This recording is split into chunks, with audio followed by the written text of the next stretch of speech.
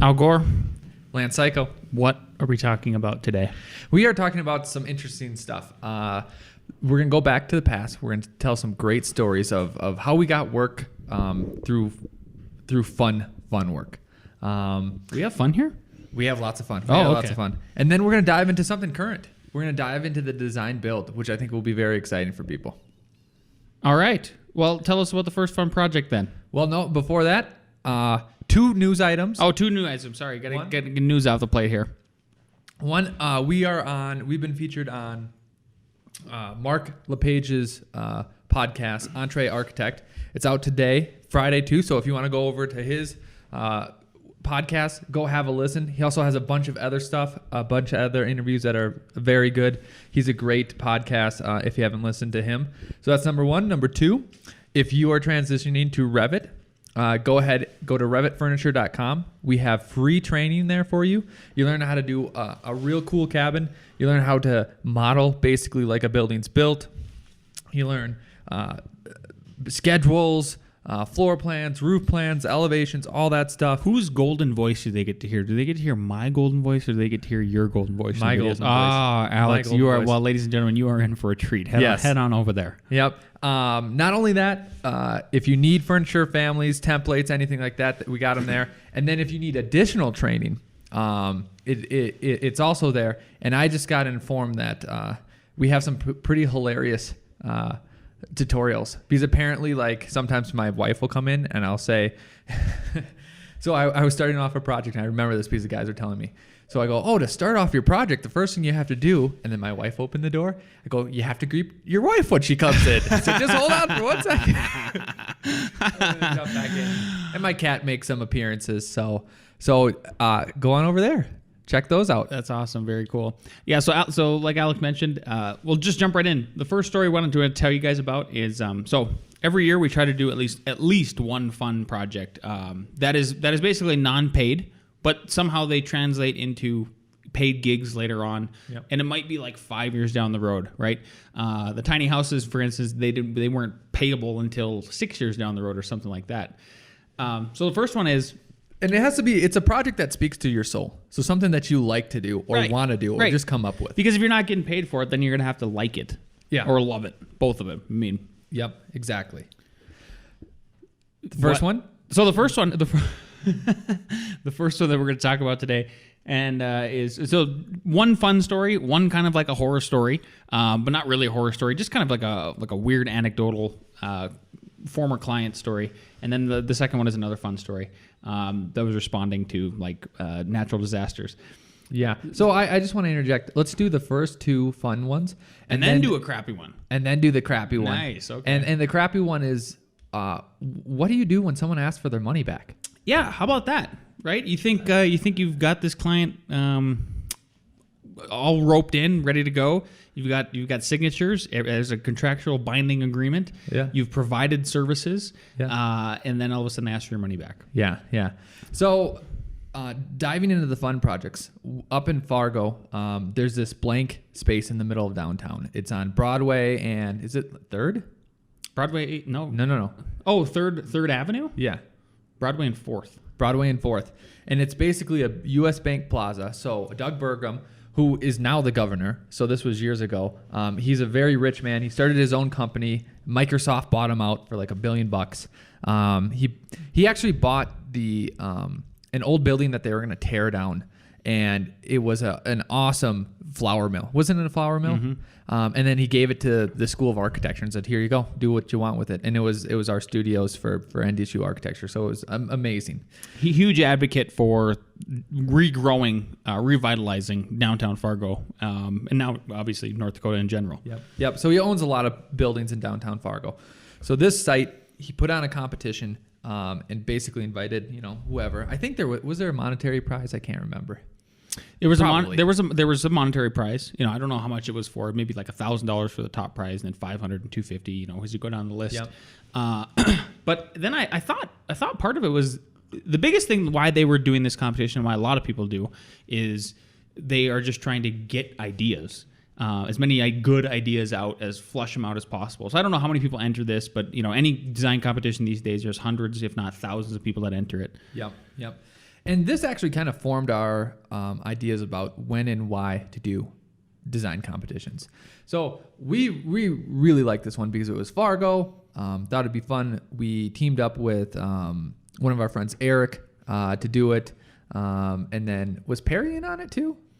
I don't think Matt did he? Yeah, Perry did some renderings. Yeah, Perry he did. some Yeah. renderings. So Alex and I, even in our firm, we try to build a good team and get the best people we can on the team. Those guys were experts at modeling and rendering. Yeah, really good. especially Matt Perry. Shout out to him. Went to Vancouver Film School, which that's where people go to learn to do like movies like The Matrix or crazy Pixar stuff. And I'll give a shout out to Eric Albrightson because he was awesome too during that project. This is hilarious. I don't know if we gave him credit when it was on Arc Daily. So I thought we did a really cool project. So we took the idea of a silo. Then we had one of our other friends, Blake Dinkins, go out because he was in North Dakota and take a picture of a silo out in North Dakota. And we mimicked that shape, but we made it very modern. Then we took the flow of the river, and like that was kind of our site plan. That was the genesis of our site plan. And then we had it had a movie theater and a skating rink, so it was really engaging to the street. But it was an all glass tower, and where that picture comes into play is that we broke the picture of because North Dakota has a great skyline, right? And it's actually pretty amazing to drive across. And you wouldn't think so because when you hear about horror stories, normally you hear about Nebraska or Iowa. I've always been confused so I was born and raised in North Dakota, and then Alex came from Minnesota, right? So I've always been confused about why Montana is the big sky state, and I've always considered North Dakota to be the big sky state because that's what's profound about North Dakota is this just giant expanse of land, sea, land that looks like the ocean because it's so huge. And so you have this really big horizon line, and then the sunsets seem to last forever. Like in Colorado, they do not last forever because they go right down past the mountains. You don't see them. Yep. Maybe because no one goes to North Dakota, so they don't know it's a big sky. Shout out North Dakota. Go legendary. So anyways, we mimicked that with that big horizon line, and then having a silo because that's what you see. Like those are the marker symbols in North Dakota. So the picture, we broke it up into like 12 or 15 layers, however high our skyscraper was. Imagine just like dumbing down a photo that you take of a landscape and to like pixels and colors. Exactly. So it was extremely pixelated. And then we took a color from each, like a half inch up, an inch up, if the picture was 8 inches tall, like we went in increments. And then those were the colors of our glass that went up there. And as you're listening to this, if you're by a computer, just maybe go to type in Arc Daily Roots by F9. ROOTS, and you should be able to find the project still on that website. And the name came from, I'm glad you asked, Lance. The name came That's from, why I'm here. Not only did I think it was a good connection, like, okay, it's the roots, it's like in Alex the center, claims to be a great storyteller. So whenever we come up, even though I came up with the title Grow for the skyscraper, I think this was him making up for that. That was probably your only good idea. It was the only idea. But we were watching Roots, the show. Oh, is that during why? that time period? Really? Yep. Got it. You went there. Okay. Who was you were watching it? Me and you. Really? We were watching that together. Yeah. Got it. Yeah. All right. The TV show. Yeah. Not the movie. The series. Yeah. Yeah. Yep. Mm-hmm. So anyways, after it was done, we did not win the competition. One of our friends actually won the competition. Shout out Derek Maher. Shout out Derek Maher. Had a really cool tower. I don't know. The renderings were awesome. It just looked Scandinavian to me. But we did not win. We did not win, and that's not actually the point of the story. Yeah. The point is Derek Maher is better than both of us. No, the point is two things is, okay, that's dead. But we spent all of this time on this product, which is essentially some kind of like a digital product. So what could we do with it from here? Like, how could we use that as a tool? Yep. So basically, I just emailed Arc Daily. I found some editors or whatever, and I think it probably wasn't our first one up on Arc Daily. Probably the next story was our first one. Do you remember which one came first? It was Roots. Yep. Okay, Roots came on first. Yeah. They thought it was cool. I told them the story of it, how it mimicked the river and the whole silo stuff. Excuse me. So they put it on Arc Daily, which was great because I would religiously look at Arc Daily. Yeah. And there was one other project from that whole competition that made it on Arc Daily. There was another one? Yep. And I think it was maybe announcing the winners. Or maybe it even wasn't that. I just remember there was one more. Oh, okay. So it's weird because there was, I don't know, 200, 300 entries. I think 300 plus. Yep. Some of them really good. Obviously, you could say better than ours. I swear also the winner tried to get on Arc Daily and then they got rejected. So then we claim that we actually won because then we got on Arc Daily. That sounds like something we do. I swear that happened. But, maybe regardless, don't be afraid to then use that for something else. Like, use that to get into something else, especially if you have a good idea. And the other thing that was weird, too, was obviously our friend, did Derek win it? Yes. Oh, so, okay. I thought... Yes, he won it. Exactly. And then we thought, good Lord, why aren't you trying to push for a meeting to get an actual design commission on this? Like, that could catapult you to be a principal, go from an entry-level person to be like in principal or a partner at a firm. To me, that's where I would have went. And we need Derek Maher on this podcast right now. What is he doing? To tell us and chime in, yeah. To tell us what he did and what he didn't do. Yeah. Do you think he went and talked? No, he didn't. Okay. Yeah, I'm just going to say he didn't. I'm pretty sure he didn't. Okay. We don't know yet. Well, in the show notes, we might put if he went and talked or not. There you go. I tried to talk with one of the main guys up that I know is Doug Burgum's right-hand man. And we did get a meeting. Yeah, so we also got asked to go up and lecture at our alma mater. It was kind of a one-time deal. We've been banging on the door ever since, giving them money, trying to come back there. No luck. Shout out NDSU. But Alex, every time we travel, Alex and I try to set up a meeting or do something business-wise, even if it's just for pleasure, right? One time, Alex went to New York and landed a meeting with NBC. Yeah, that's true. Do you remember that? I don't even know how else we even bring up that story. So, but I know that meeting happened after we did Arc Daily, the Roots project, and then got put on Arc Daily. So I don't know if it spurred that meeting to go talk with NBC. What the heck was that meeting for? It was maybe for tiny houses. It was after because we were up in the new office. Yeah. Yeah, and that's a cool kind of tangent. Tell us that story, honestly. So I don't know if you remember it all. They were contacting us to be on one of these shows. They were gonna make an architecture show or something. It wasn't necessarily tiny house, and I think they just wanted. It was gonna be tiny spaces, I think. Yeah, tiny spaces, and they're like, "Hey, we're just reaching out." And I said, "Hey, I'll be in New York in 4 days. Why don't I come meet you?" And they said yes. They said, "Look at the power of just asking. What can it hurt to ask a question?" I think it's like all the meetings and opportunities that we've gotten. I'm just always blown away about like. How do you teach it at University of Colorado? We sent an email. Yep. We sent an email and said, "Hey, can we help out?" Yep. And then the timing was right, and they said, "Perfect. Can you teach this course?" Yep. And here we are. And what was super cool about that? Two things. I think I was going for like Jordan's bachelor party or something like that. It was a bachelor party. And I got to his house. I swear it was Jordan. Maybe it was Chia.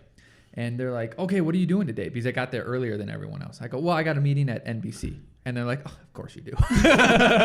Literally, Rockefeller yep. Square, right? Yep, the like 35th floor or something like that. It was so cool because I was walking in there and didn't you get your little security name tag? My little security. They printed out a thing. It said my name. And I'm like, "Yeah, I got a meeting here." Yeah. And then I was telling clients, my business partner's meeting with the NBC right now. Yeah. It's not a big deal. Exactly. Like, I'm just doing menial work while he's doing that, but still. Yep. Nothing really came from that except that really cool story. And then a point. So I got this advice and I want to give it to everyone else. So when I was applying to New York, and I think you did the same thing to here in Colorado, and we know from hiring people because sometimes we get applications from all over. Not even sometimes, all the time. All the time. Yeah. All the time. And if it's someone on the fence, like, you're just as good as these two other guys, we might not call you back, or we might just interview the Colorado guys and see if it's a fit and then just hire them. So what was great, one of our employees, Jackson, did this, and I did this to New York, is when I sent out applications, I said, "I am coming to New York." Jackson did this, and it was very smart. Yep, during the week of whatever, and it was my spring break, and I said, also, I am moving to New York regardless of this internship. And I think honestly, that idea of giving employers, this, hey, here I am. Here's what I do. I'm interested in working for your firm. Here's the window. I think we were just both doing our portfolios at the same time, and we kind of came to this conclusion together. Like, let's just do that. Yeah. That makes sense to us. Let's just do that. Our spring break is not going to be going to Cancun. It's going to be focusing on how do we get this job.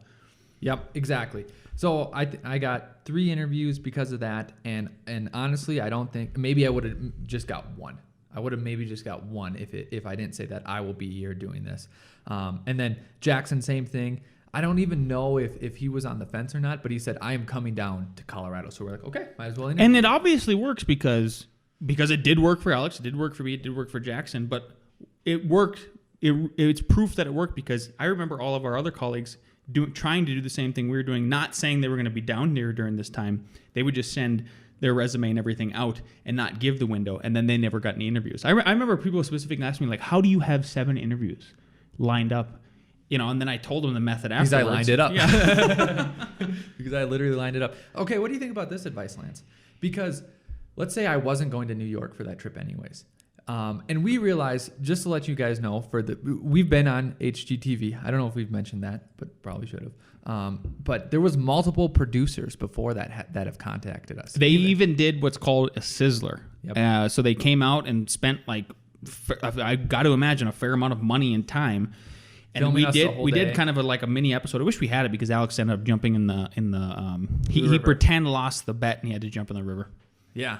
So they spent, a couple $1,000s filming us for a whole day, making this whole thing. It was a different production company that we did nothing with ever again. NBC went nowhere. And then this other one that we did finally did get somewhere. But here's maybe advice. And I don't know what it would rely to these other people. Maybe just job interviews or a big client. Let's say a big client says, yeah, I'm in New York. I'm thinking about your firm or whatever. Would you just say, or would we just say like, oh, I'm flying there in a week. Might as well meet you. And even if you're not. I mean, so what do I think of that advice? Why not? Why not? Why not just waste your money? Who cares? Just listen. Why not try it? I don't know.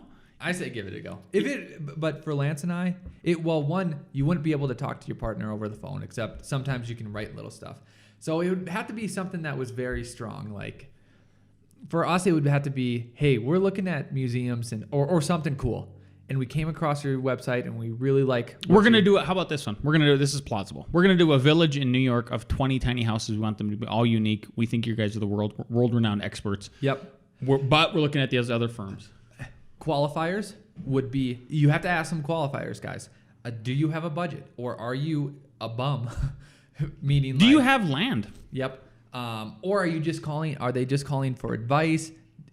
Literally they'd have to be an established legitimate thing. So like if it was MoMA and they're like, hey, we're gonna have someone build for these for an exhibition. We're thinking, we got $150,000 for each person. I'd be like, oh yeah, I'm flying out to New York next week. Isn't that a coincidence? Yeah, weird.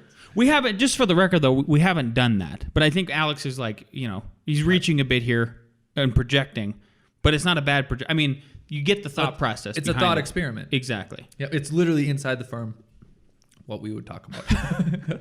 Hence the name of the podcast. Yeah. Do you want to go anywhere further with Roots? No, I think that was just a really good...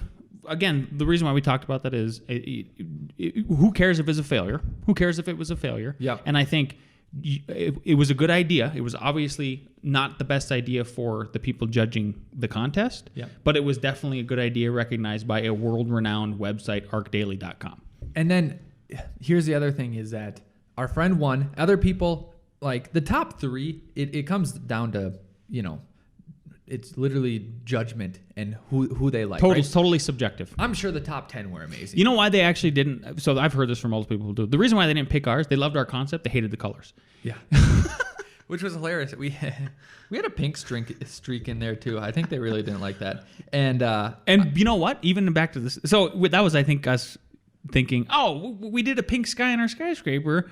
That was totally weird, but totally awesome. And then we thought, well, let's keep doing that or something like that. Like, it's okay, but, it's not what's for so funny? What? It may have not got us in first, second, or third, but it did get us in Arc Daily. Exactly. Yeah. Exactly.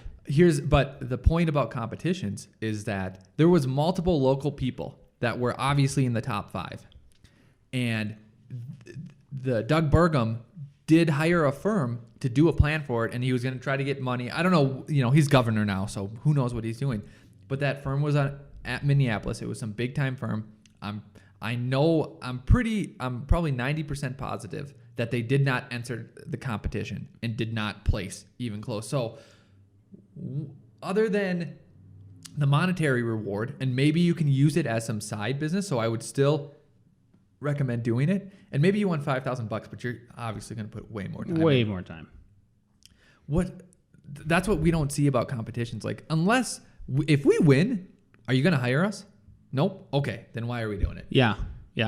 We had a potential employee we interviewed recently, and that was one of the things that came up. Is it was a good idea. The guy's a very ambitious guy, and said, hey, well, could we do these competitions? And we kind of gave him the same kind of spiel. Like, if you found one that's maybe local and is actually within like our residential realm of what we do, and it would turn into a commission, okay, we could see ourselves, throwing our hat in the ring. And the other reason why we aren't so keen on competitions, even though we did one, but it was for our home city, you could call it our home city, 7 years there, is because we can just make up fun projects ourselves. Like the Doomsday Dwellings. Like the Flood House. Like the Flood House, which is our next. What a segue. What a segue. So Flood House. This is the podcast of Al. Why did Flood House happen? Okay, Flood House happened because North Dakota floods. But didn't you... Okay, but you adapted that design, right? Yeah. Okay. So in my thesis, which even though Lance won the thesis award, mine was obviously better. Crushed. Mine was obviously better. And I did alleyway houses. And one of the ideas for an alleyway house is that it's limited space. So this this house, one of the 5 houses that I designed, was basically on stilts so that you could park garages under there. And I even used that when I went to interview in New York.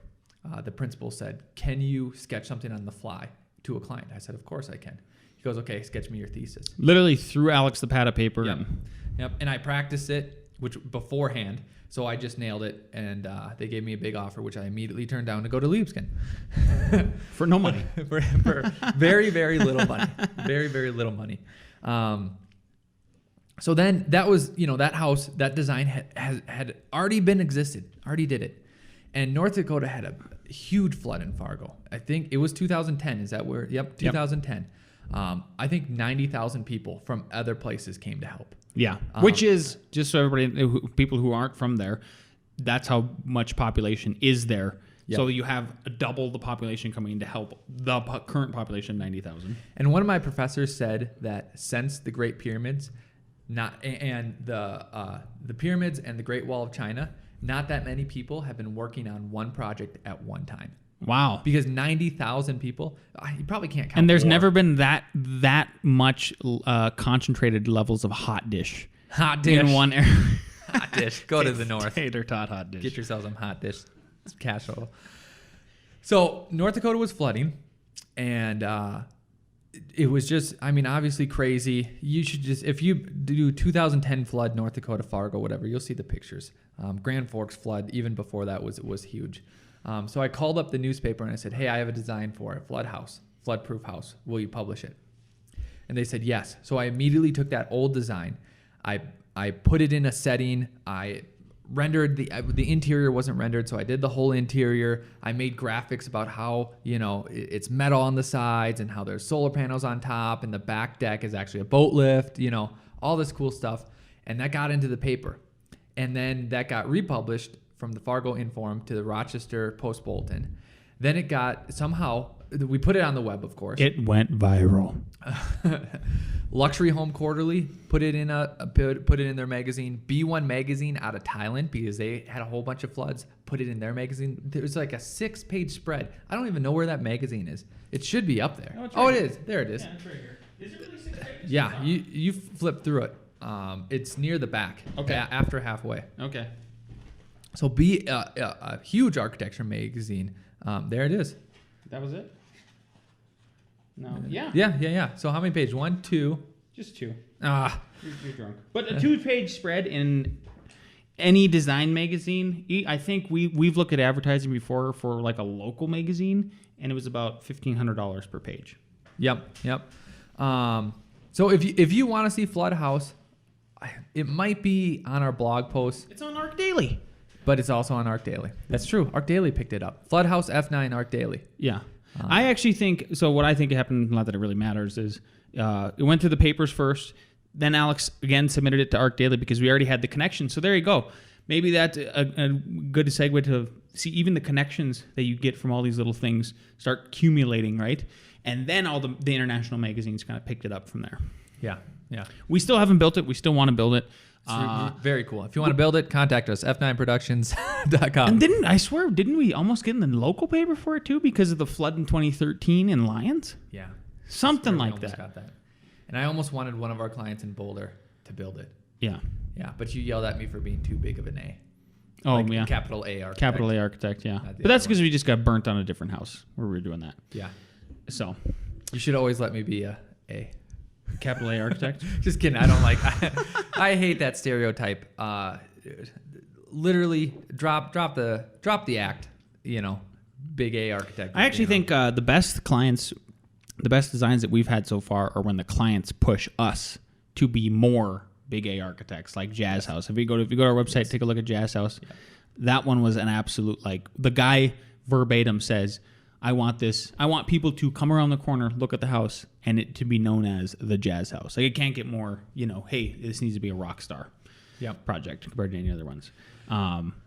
So good stuff about doing fun stuff and how it can turn into just a media blitz. Maybe it gets you recognized, and maybe somebody sees the crazy cool design that you came up with, but at the end of the day, they just want somebody who thinks out of the box. They don't want that particular crazy design because it's too expensive, but they at least want somebody who is innovative and will think outside of the box, and you end up getting hired and stuff like that. Yep. Plus, it's validation. I mean, like right behind where we're sitting right now is in our conference room, and right behind me, we have a little mantle. It's above a fireplace, and we've got magazines that we've been in up there and stuff like that. Books that we've been in. Yeah, books and being published. There's a validation to that when you're trying to sell a client. And you say like, oh yeah, just go look us up online. Just Google me. Google Alex, Google F9, and you'll find us all over the web. Yep. So it just makes you look more legitimate, even though you might be like a startup at that point. It won an award. We have an award up there for it too. So all good stuff. All good stuff. So where's your segue here? Where's your segue here? Come on. All I got is a weird story. Yeah. Give us your weird story. What's your weird story, Lance? So when we were first starting out, we were always happy to get we would almost take anything. We did have we already told you guys about the story where we got burned, and then we started like really researching clients and stuff like that. But this particular client was up in North Dakota. It was actually, I didn't feel like we needed to research the person because they were a friend that I grew up with my whole life. But this at least turned us on to start asking questions to potentials to see if they are legitimate clients. Like Alex mentioned earlier, like, do you have land to build what the heck you want to build? So we get inquiries all the time from all these different places. We're all over the internet, so who knows how people get to us unless we're directly marketing to them. So we were doing a custom house up there. They were actually really cool designs, and we were super excited about it because this was 2010. North Dakota was going through a massive oil boom, and we were dying down in Colorado. I mean, there's nothing happened until like when we started the firm in 2010, call it 2010 to 2013. Alex and I were just scraping by, paid ourselves very little, didn't give out any bonuses, nothing like that, didn't have any employees. But we were just sitting back and watching North Dakota explode up there. Like the population in the town I lived in, used to live in Williston, went from 15,000 when I was a kid up to like 30,000. So we finally got a call from somebody that said, hey, I want to do a custom house. And we thought, great, finally, we're going to bust into this market. We're going to start doing custom houses up there. All these people with oil money, they have nothing better to spend it on. Would be the greatest thing ever. And it was actually one of the biggest commissions we had up to that date. Like, it was a fair amount of cash that we had in the contract. So we were going up to North Dakota, not specifically to meet this client, but I think this is one of those. We were going up there for the summer to do something, and then, it was maybe paddle fishing. It was paddle fishing or 4th of July, but I want to say paddle fishing. It was paddle fishing because you hadn't came up to 4th of July until you brought Annie. Yeah. So every year we go up to North Dakota with our buddies. Some of them we've already mentioned on this podcast. Derek, Eric. Yeah. And we do it. It's all of the people we went to school with. And we just hang out for a weekend and go fishing, right? So we were going up there, and I got a call the week before, 2 weeks before, from this guy, and said he wanted to build a custom house for his family. Young family. They had tons of money because with the oil boom was going crazy. And we said, oh, look, we're headed up North Dakota. Why don't we try to meet? What a coincidence, blah, blah, blah. So we met him. It was a great meeting. They actually took us up to the land that we assumed that they owned. And I say like assumed that they owned. Showed them the contract. They loved it. It actually wasn't too difficult to work in that kind of a distance because they were younger. They were pretty computer savvy. Came up with 3 or 4. I think three super cool designs. One was like just this giant Americana house. Another one was kind of like this modern cowboy house farm, and then one was like a super pure modern shape or something like that. Yeah, massive, awesome house. We give them the first set of the designs, and then we hit like a stopping point because then we put together a spreadsheet for them and said like, this is what we think it'll cost to build. So nothing really happened, and they just kind of went away for a while. Not because they didn't like the designs or anything like that. It was just, well, I don't know. Maybe. Sometimes clients take a break. You send something to them, and you think they're going to get back to you next week, and it takes them a month. Who knows what can happen in their personal lives. One of the big ones that we see that it just happens no matter what is it's a husband and a wife, and they need time to kind of like work it out because the wife thinks one thing, the husband thinks another thing. Like it's that kind of relationship with residential. Yeah. So nothing happened for a couple months. This was in the summer when we designed these, and I think it was October. And so once we finally got a call back from them, Alex and I were walking from my apartment to go get my son at school. It was only like 6 blocks away or something like that.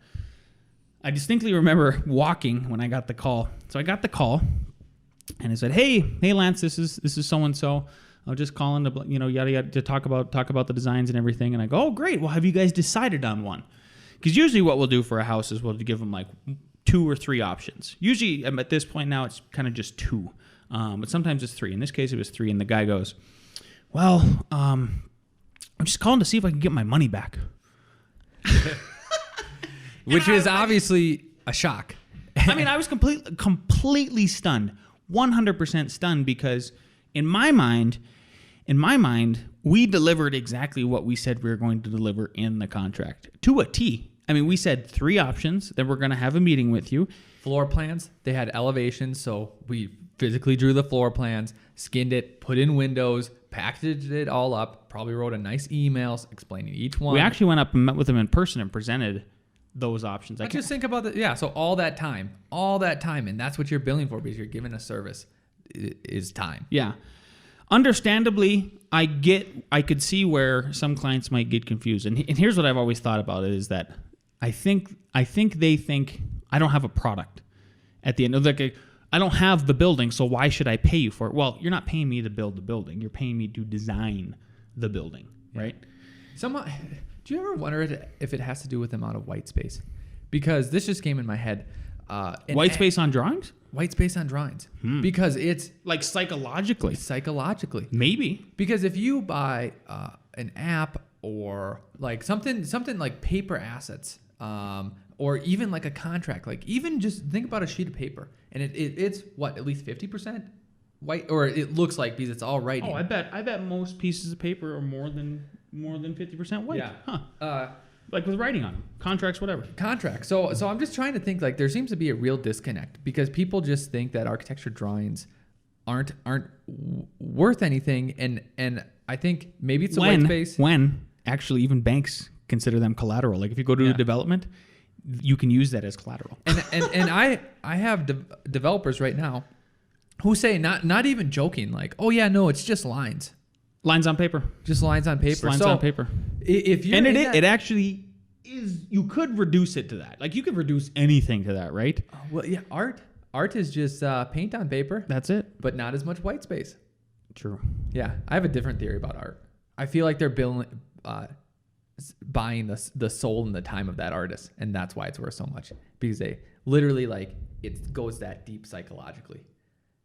So And because, and then that's why, because some art, you know, you could say sucks or not, but you know, a lot of times it's based on who the artist is Yeah. and how much value they provide. So like I bought 4 weeks of Lance Psycho.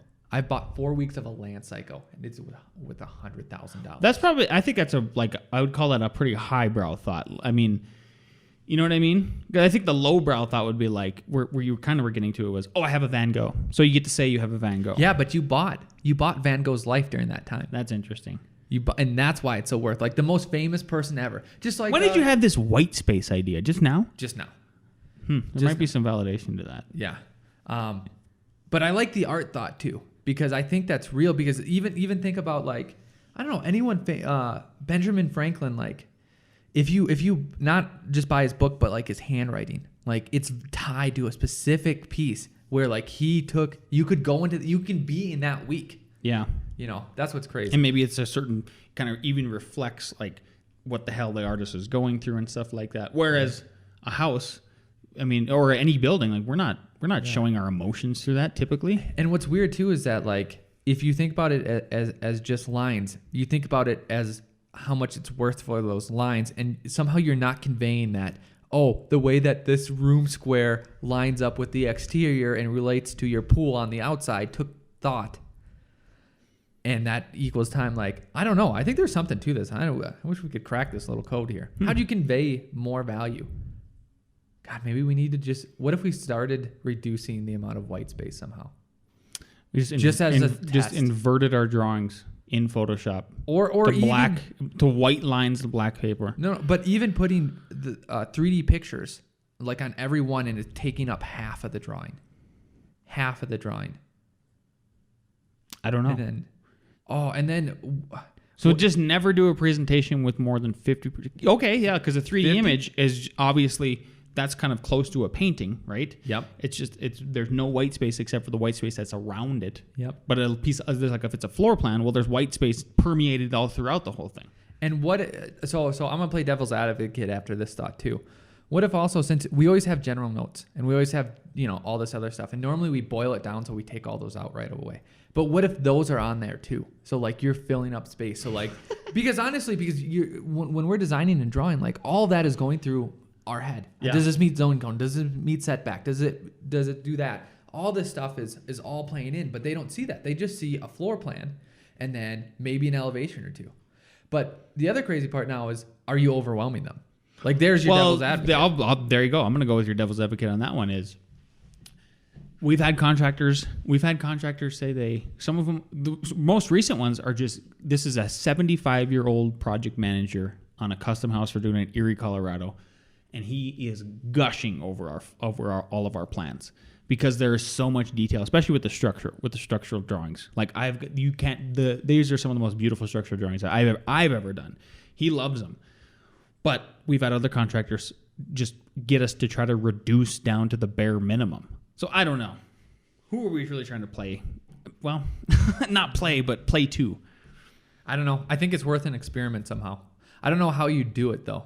Like it'd have to be such a grand experiment that like you'd have to take 20 clients over 2 years and see, you know, versus, okay, we're doing 50% more black space and the other 20 clients are doing 50% white space or, you know, or normal. I'm going to throw you a curveball. Throw it at me. I'll dodge, duck, and, dodge, and duck. And we've never done this. What if we started giving them models? Physical models? Well, I've always said we should have a 3D printer. That's what Josh just said today in our new thing. So we just show them a concept. And, you know, it's just a simple concept. So then they have something tangible every time. Because especially if we mass it out. Just do it. Just make simple massing. Yeah, you just set it and forget it overnight, and it can just print the thing. Like I wonder, that might. I don't know. I don't know if it would have still convinced this client, who the story started from. Led like you got a product at the end of the day. I was just back to that story though. Go ahead. Maybe not all the general notes and all that stuff, but maybe just like it's a huge image on each sheet, and a model. Yeah. Okay. So going back to the client, the big lesson that I learned, and Alex did too, from that one, and maybe he even will add one to this, is don't assume that anybody who contacts you actually has space leased out, a piece of land that they have purchased. So what happened at the end of the day was I said, well, I delivered everything per the contract, so I'm not giving you your money back. It's already spent. This is all written in the contract. And it, by the way, it never got legal or anything like that. He totally understood at the end of the day. But at the end of the conversation, I had to ask him, so why aren't you guys moving forward? And he goes, oh, we never got the land. So we were designing a house on a piece of land for somebody who never even purchased it. I just assumed that they had purchased the land. And you know what? We've had to learn this twice because a recent client, who we will not name, and Lance could probably speak more to this, they didn't know their exact boundaries of what they purchased. So we just assumed that was established when really it was not what they thought. Yeah. So somehow we really land setbacks, all that stuff is really key. Yeah. And so in the past year, we advertise on thumbtack.com. I hope they become a sponsor because they're awesome. Yep. I get inquiries over the internet all the time. Like most of our marketing, if you can't tell by now, is internet marketing. We're not going out there and pounding the pavement, even though we're going to start doing more than that. I get inquiries, like crazy inquiries from people that say I want to start up and do 20 tiny houses and stuff like that. And I can just tell by their sentiment in the email that it's, oh, you're excited about this. You want to do it. And then I just ask some simple questions like, hey, do you have land in hand purchased? Like a very simple, just one-liner. I'm interested in meeting, but just curious, do you have land in hand for this development? Yep. And I've had several come back to me and say, nope, I don't. And then I've told them, okay, that's great. Once you get to that point, get back in touch with us. And some of them have. Yeah. There was even one gentleman that was in here, I think, early January. Actually, a pretty reputable designer. He wants to do a cabin in the mountains, but it's going to be a shipping container. We're finally going to get to do one of those, hopefully.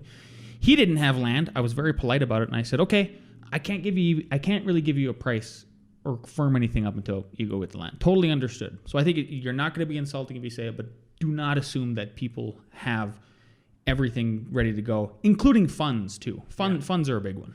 It's almost equivalent to people just saying their dreams, and then you got to vet if this dream is real or not. So it's like going to a dealership and saying, I want a Jaguar.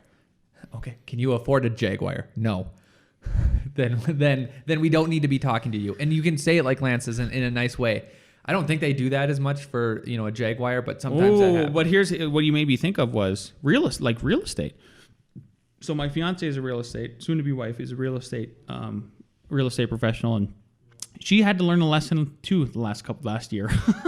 She had a couple clients she thought were ready to go and buy these houses and go put offers on, and they didn't go get pre-qualified. So you didn't even their credit was awful. So I think this lesson applies to anybody who's dealing with any kind of clients. Is good Lord, vet them. See how do you vet somebody politely? Yeah. Was that North Dakota trip the same one where we met that developer? Oh, the crazy developer, yeah. The wall of trees. So that's exactly what it was. So we met this other developer. He wanted to take advantage of the oil boom. He came basically from the forestry industry. Out in Oregon, out there. Yep. And he was trying to transition. And the cool thing that I remember about him, and I actually think it's true, you might take this negatively, but I never did. He goes, you realize trees are weeds. And I'm like, what? He's like, no, if you plant them in the right place, or if you just have the right location, they're just gonna grow. Yeah. He goes, there's a reason why we call it the wall of wood. Yeah. Out in the Northwest Pacific. And especially if you think about, if you live in places where there's a lot of trees, Minnesota, up north in Canada, I think that rings true, right? But anyways, he was a little bit crazy.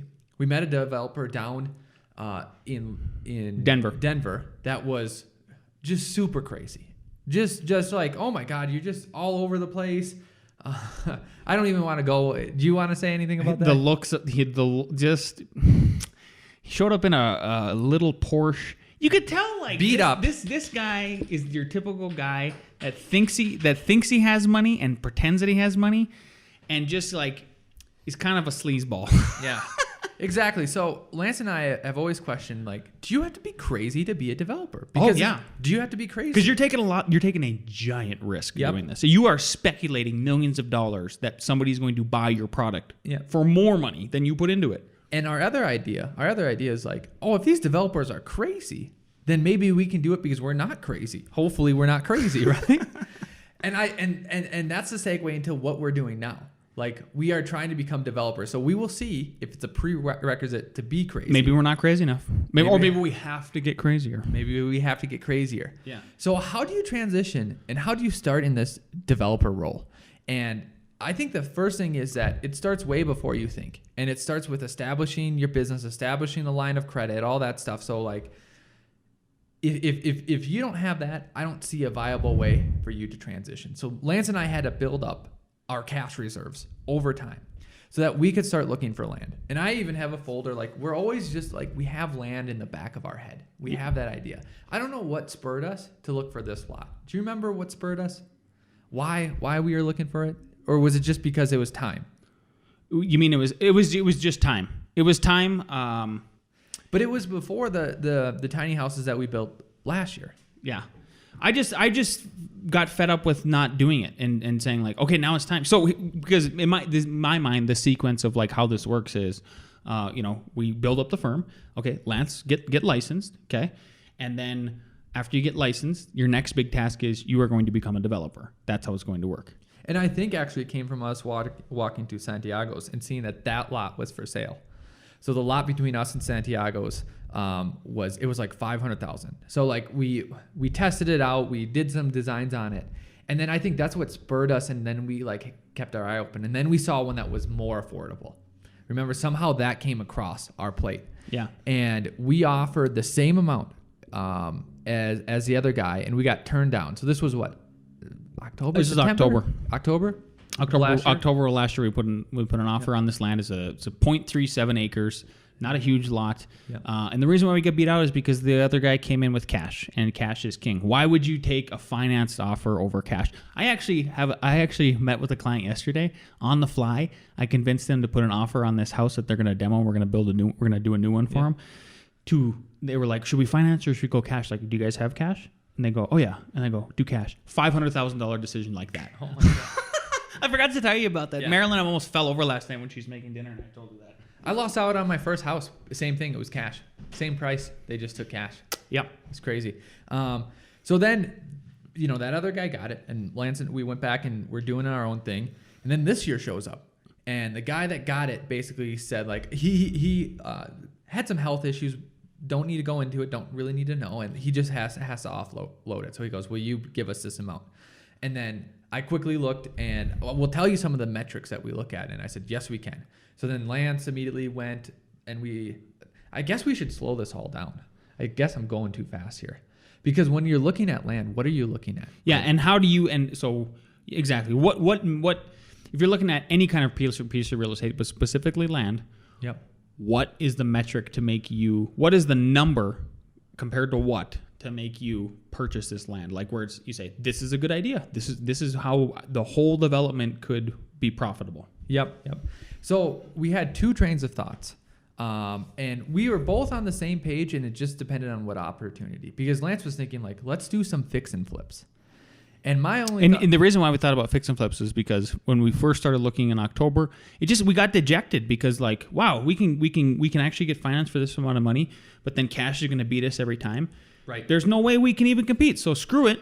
We're going to do it the slow way, like all the other developers, which a lot of our developers have taken this route, is they just do fix and flips for like 3, 4, 5 years. Yep. Build up their cash reserves, so then they can come in and be those cash people. Yep.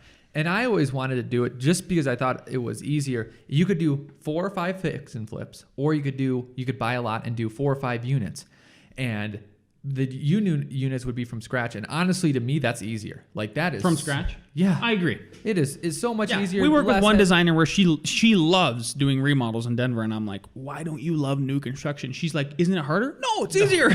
Way easier. So basically, fix and flips would be easy, something we know. We both have construction experience. And then the other thing we're looking for is project sites that we've done before. So we entertain the ideas. We do a lot of assisted living facilities. So could we put assisted living facilities? Yeah, it was actually zoned for that, yeah. But then we thought, do we want to manage that? Yeah. I don't think so. Yep. And the other thing we do a lot of is townhomes. So this one fits townhomes. So like we are very, very comfortable in townhomes and residential design. So it's not a leap or scary or anything like that. So, Alex really actually knows the codes forwards and backwards, and he's kind of like gonna be taking the lead on. Well, he has taken the lead on all the code analysis and everything, and rope the whole thing in from the get go. So comfort zone is huge. Comfort zone is huge. So you're looking at a piece of land. Can it fit what you know how to do? Okay, that's number one. And then two, is the price right? So how do you know if the price is right? If it's 100,000, 300,000, what does that mean? What is the magical number Yep. that you go to like some seminar, read some book, and you're looking for that number throughout the whole book, and Alex is going to give it to you. The number in Colorado is 18%.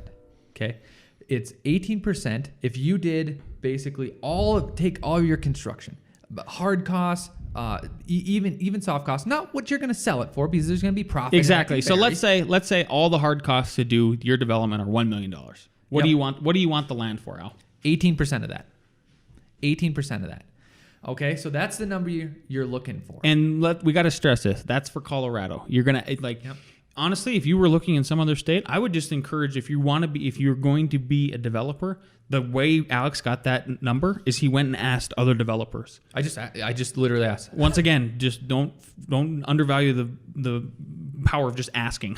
Yep. So honestly, like once every couple months, I'll ask another question too. And then I think Lance sometimes is surprised at my knowledge, and it's only because I just asked other people. Like I got another tidbit for you later. Okay. So 18%, is it in that?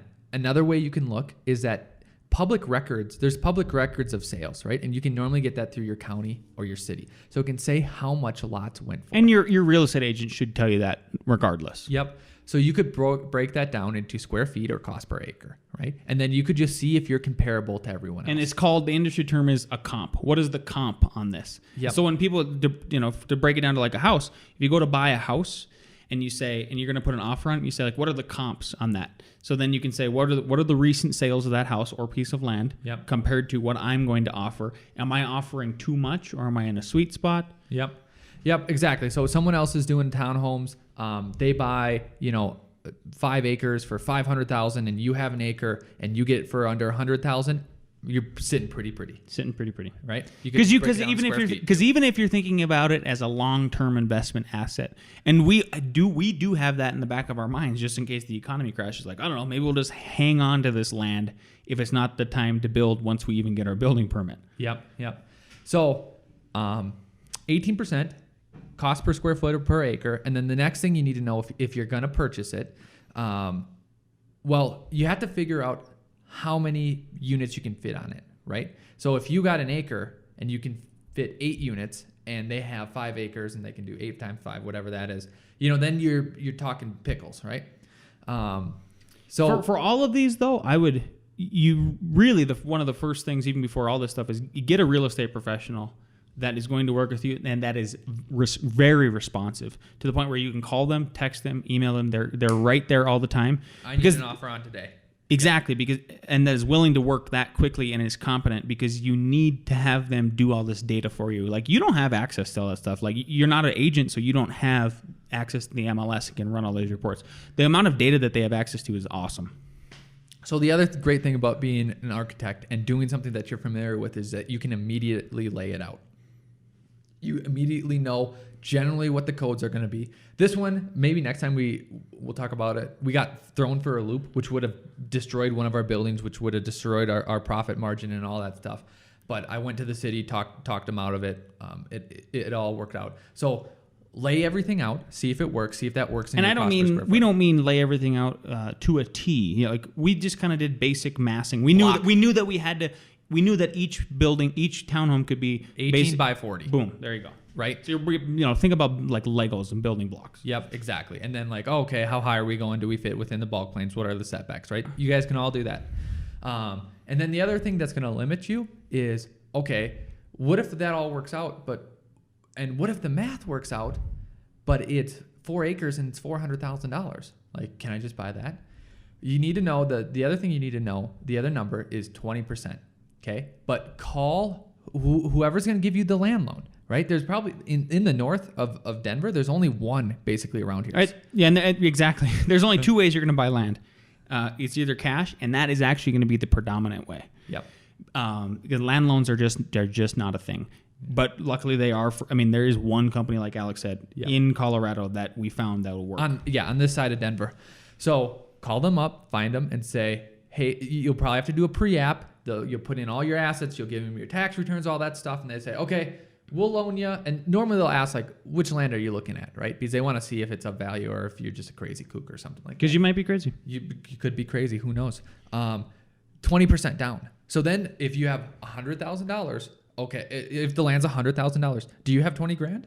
Because and they will ask for bank sheets. Yep. They want you to prove the cash. That's their way of vetting politely.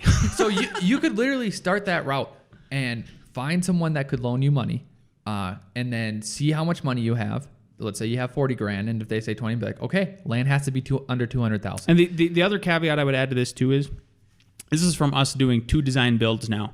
One that was right on the edge of being too far away. I think there's a good rule of thumb of you should be, if you can be, 15 minutes away from the job site. You got I'm telling you, like, because even coming down to like just your personal life and juggling kids and family and all that kind of stuff, just being closer to your work is paramount. Plus you know the area then too. You understand like what the market will bear. Yep. Lance and I have been talking about stocks recently and today too.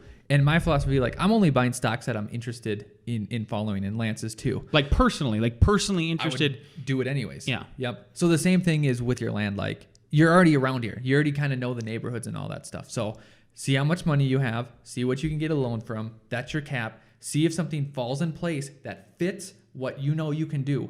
Now you're talking, right? And we can go over in the next podcast, all the next podcasts sequentially. Okay, then what do you bring to the city? God, what was my other one? How do you get money for the big build? We'll figure that out. We don't know. Tell you. We don't know yet. Alex literally turned to me the other day as we were driving. So how are we going to pay? I don't know. I don't know how we're going to pay for this. But we don't know. We're going to figure it out, and then we're going to tell you. Exactly. And maybe it'll help you, because that is a big, huge mystery. The biggest mystery that was unraveled to us was, how do you get the land? First of all. And so I felt like if we solve that problem, I don't know, we can solve the other problems. Yep. We've made it up so far. We'll make up the next part. Yep. So this whole process is going to continue. I think we're going to give you lessons that we learned from the past, and then a current update about what's going on. And that's all I got. Okay. See you next week. Bye-bye.